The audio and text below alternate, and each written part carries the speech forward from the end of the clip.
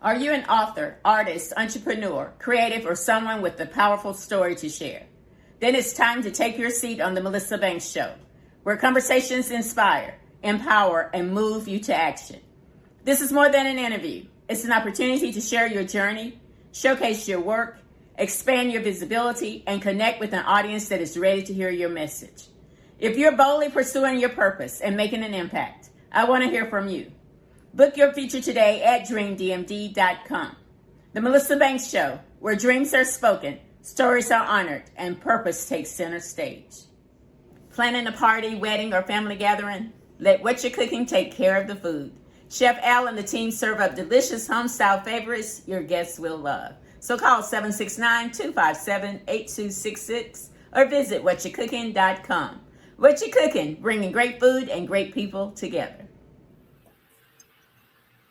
Welcome to the Melissa Banks Show. I'm your host, Melissa Banks, and I'm excited you decided to join us today. This show is all about celebrating the journeys of authors, entrepreneurs, creatives, people who are boldly chasing their dreams, creating meaningful products and services, and inspiring others to do the same.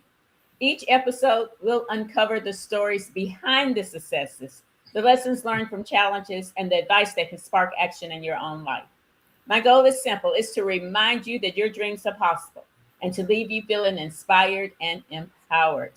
Let's get started with today's show. Our guest today is Coach Alphonso Short. Coach Short is a Christian life coach and mentor who has an incredible story to share with us. Welcome to the show, Coach.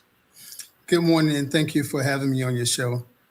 I'm excited to talk to you and learn more about your journey and your mentoring. So I want to begin with the beginning, really. You know, you've dedicated so much of your time to serving others, your career, volunteering, mentorship. What inspired your passion for helping people to reach their potential? Well, I grew up with people helping me, and I participated in sports as most boys do. And the coaches, they were coaching and inspiring and mentoring, and kind of setting a foundation for me personally, and as for all young men to have a base to work from to become better in our communities and society. I love that. I love that. So you say where men lead, boys thrive, and communities win. Talk to us about that vision and how you were able to make it the foundation for Man Exchange mentoring.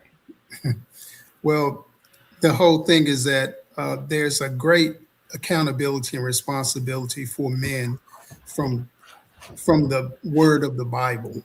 And I am Bible, and I say I'm Bible based. I'm not practicing religion with you, but I'm practicing principles. As men, we have to take accountability and functioning to be a leader. It's easy to take on the title, but it's more challenging to operate in the functions. And I've learned from men, young and old, and really from children, from boys, things that how our mindset is set of what boys do or what men do. Men don't cry, men lead and don't follow, but we do follow and we do cry. And we are leaders, but it's not by default. It's by putting forth effort to do so. So, and I thought about in compilation of experiences and conversations and communications with men that if we bridge a gap and really talk about it where it can be heard by others, write about it where it can be read by others, and then share this throughout our communities, one community at a time, one family at a time is how we will make a better situation that we operate in as men in total.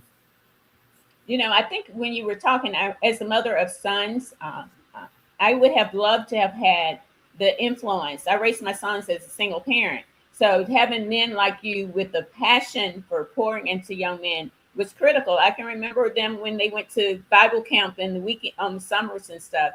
That was so powerful in how they could express themselves even today. So it is so important to have men like you that step up to the plate and do that. I really appreciate that.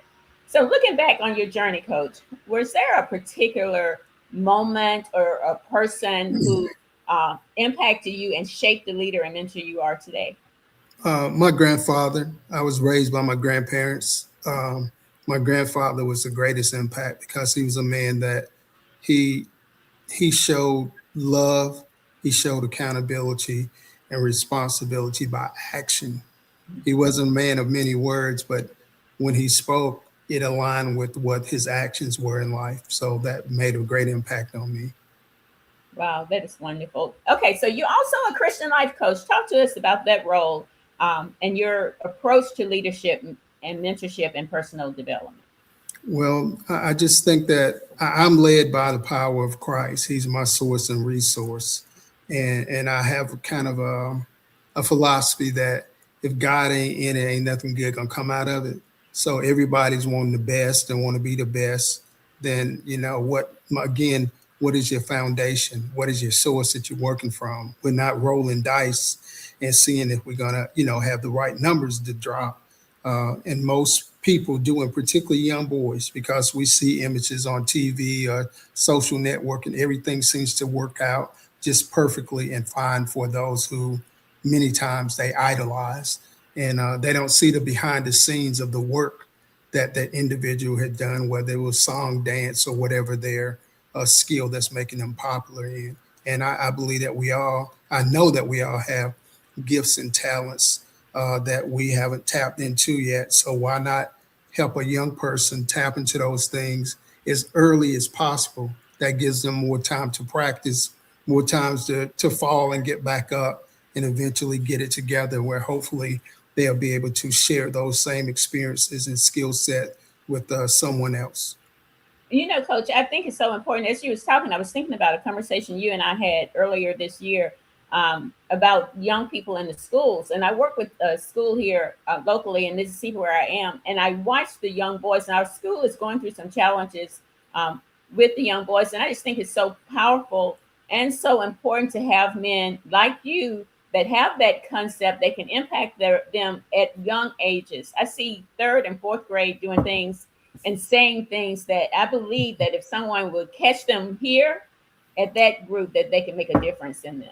Yes, ma'am. And it does happen at a very early age now. I've had the opportunity over the years, the past 3 or 4 years, to work with the younger kids, ages, say, 9 to 12, third, fourth, fifth grade. Mhm. And to me, also, it was amazing to be in their circle for such a period of time that I could see the different personalities, mentalities, the things that they aspire to do, and some of the things they've picked up that's definitely going to take them down a negative pathway.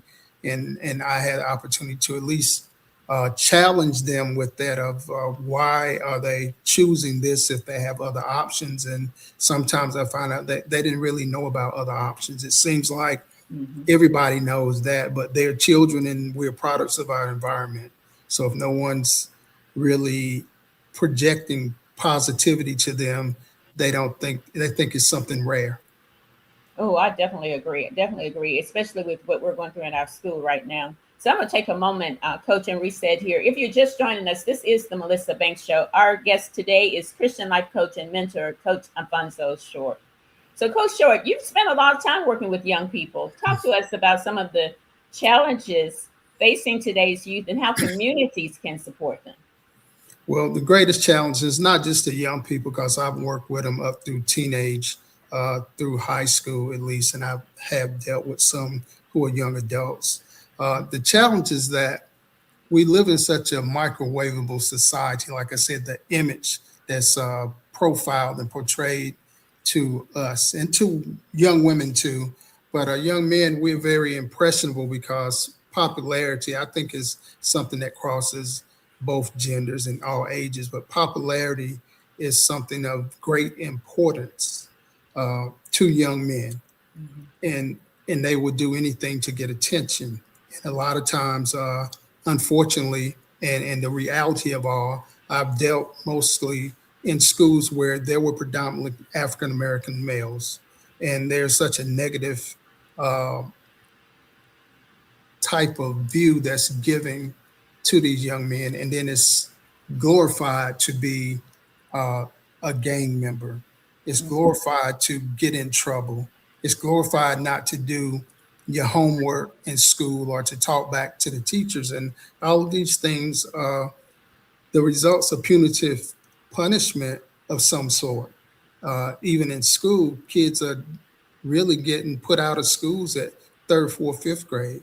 They're being banned from schools for these unruly type of conduct and behavior issues. And it kind of appears that I don't know how the parents, I can say in my experiences, a lot of times I believe in the parents and I believe that they love their kids, but they're supporting and engaging and then coming to the schools and arguing with counselors, principals, Hmm. teachers, uh, to cover their children in the bad behavior and conduct. And then this makes the kid think they have a right of privilege. They begin to disrespect authority in all forms. And the impact of it is at the end of the day, they're not going to be kids forever and they're going to become young adults and they don't have good skill set of reading, writing, the basics that you need for education, which means they don't have the basics to qualify for employment to take care of themselves or families if they start families. You are so, that is so true. And I was mentioning earlier some things that are happening in the school that I work with. The issue, these boys are third and fourth grade, and they're about to be expelled from school because of influence from one child and making it seem so glorified. You were speaking, I'm thinking, have you been here during the last couple of weeks in the process? Because everything you just talked about is so 100% true. And my prayer is that somebody like you will come along in these children's lives and change their thought processes. And I believe when we change up their thought processes, we will change what's to come. Otherwise, you're speaking the truth that it's not going to be a good ending. So thank you for that. So, Coach, you've done a lot of great things, impacted a lot of people. But on this show, we also like to talk about challenges along the way. I believe that every journey has some challenges that we have to overcome. So, talk to us about something that's a challenge that you've come through along the way of building this career and how you were able to overcome it and keep going and stay focused on your goals.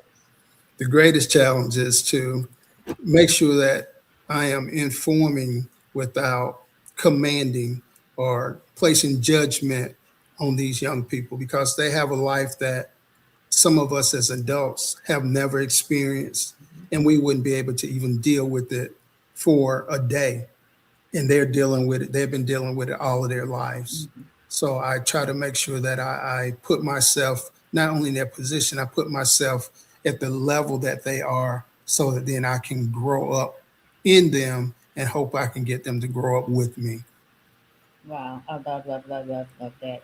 So, Coach, there's someone listening that maybe has a passion for impacting young people, or maybe there's a young person who came across this and can hear your voice right now. Talk directly to them because maybe they're feeling discouraged. Maybe they're in a position that they can't move forward. I want you to talk directly to them and give them some advice on how to step forward. But some of the things I would say, first of all, is that you are of value. If you have breath of life today, if you have thoughts, ambitions, or dreams of something, it's possible. And sometimes the people who are in our circle as friends, family, or others may not have the ability or capacity to work with you, but there is someone out here in the world, in this big world that we're in, that can help you. I would say don't be afraid or ashamed to ask for help because that is how we dig out of a hole sometimes. That is how we improve ourselves is by, they say, iron sharpens iron. Because you feel of no value, that's not true. You're here for a purpose, and the thing is that we just have to find a connection for you by you asking for help. Then individuals that's willing to help you or in position to will connect you with other people who have like minds, so to say, and then that becomes your iron, and you sharpen their iron. Believe that anything that you want to do is possible, and don't accept no for an answer. That's a temporary delay because there is a yes out there for you. And your one yes can change all the dynamics of your life and your world. Oh, wow. Thank you for that, Coach. This has been an amazing conversation. I know without a doubt that it will inspire not only some young people, but some people in the community who looking for ways to be an impact. So you have shared so many great nuggets with us today. Talk to us about what's next for you. Tell us a little bit more about Man Exchange, how we can be involved in Mhm. that, and how our audience can stay connected with you.